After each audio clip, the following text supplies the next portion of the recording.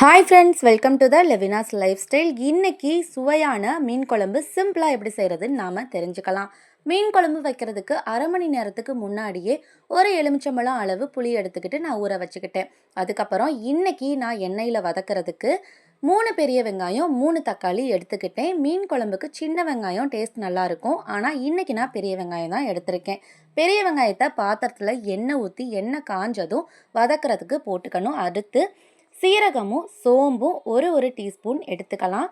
எண்ணெய் ஊற்றுனதுமே ஃபஸ்ட்டு வெங்காயம் தான் போடணும். ஏன்னா சீரகம் சோம்பு முதல்ல போட்டால் அது சீக்கிரமே கரிஞ்சு போயிடும். அதனால் வெங்காயம் போட்டதுக்கு அப்புறமா சீரகம் சோம்பு போட்டு மிக்ஸ் பண்ணி வதக்கி விட்டுறணும். அப்பப்போ கரண்டி வச்சு வதக்குனா போதும், அடிக்கடி கிண்டிக்கிட்டே இருக்க தேவை கிடையாது. கொஞ்சம் கொஞ்சமாக வெங்காயம் வதங்கிட்டே வருது. வெங்காயம் வதங்கினதுக்கு அப்புறம் தான் தக்காளி போடணும். ஏன்னா வெங்காயம் கூடவே தக்காளி போட்டால் வெங்காயம் வதங்காது. வெங்காயம் நல்லா வதங்கினதுக்கு அப்புறமா கட் பண்ணி வச்ச தக்காளியை எடுத்து போட்டுக்கணும். இப்போ நமக்கு வெங்காயம் ஒரு அளவுக்கு வதங்கிட்டு இருக்குது. வெங்காயம் நல்லா பொன்னிறமாக வதங்கினதுக்கு அப்புறமா சோம்பு சீரகமும் வதங்கிருச்சு. அது கூட கட் பண்ணி வச்ச 3 பெரிய தக்காளியை எடுத்து நான் போட்டுக்கிட்டேன். வெங்காயமும் தக்காளியும் எண்ணெயில் சேர்ந்து நல்லா வதங்கிட்டு இருக்கு. இது நல்லா வதங்கணும். அதே சமயம் கருகி போயிடக்கூடாது. ஓரளவுக்கு நல்லா பொன்னிறமாக வதங்கினதுக்கு அப்புறமா இதை நம்ம ஒரு மசாலாவாக அரைச்சி எடுத்துக்கணும். இந்த மசாலா தான் நம்ம மீன் குழம்புக்கு யூஸ் பண்ண போகிறோம்.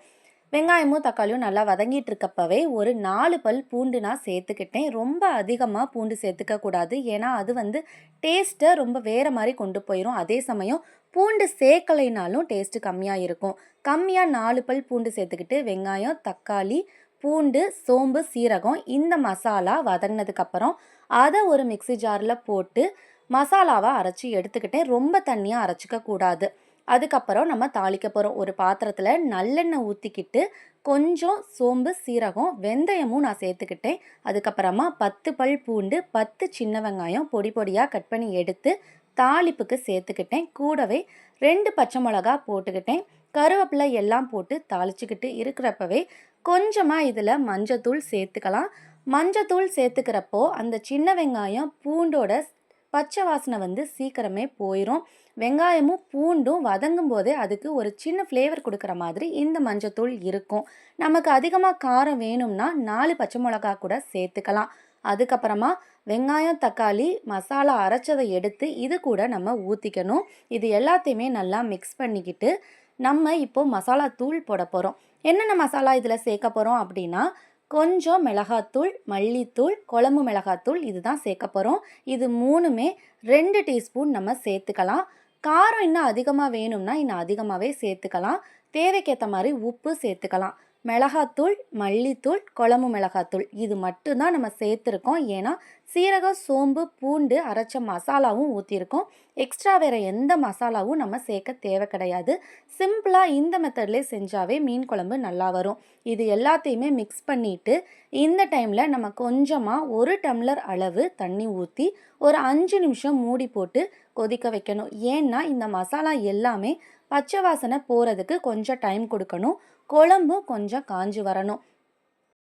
அதனால் இப்போவே நம்ம புளி தண்ணி ஊற்றிடக்கூடாது. இந்த குழம்பு கொதிக்கிறதுக்கு கொஞ்சம் டைம் கொடுக்கணும். நான் மூடி போட்டு ஒரு 5 நிமிஷம் கொதிக்க விட்டுட்டேன்.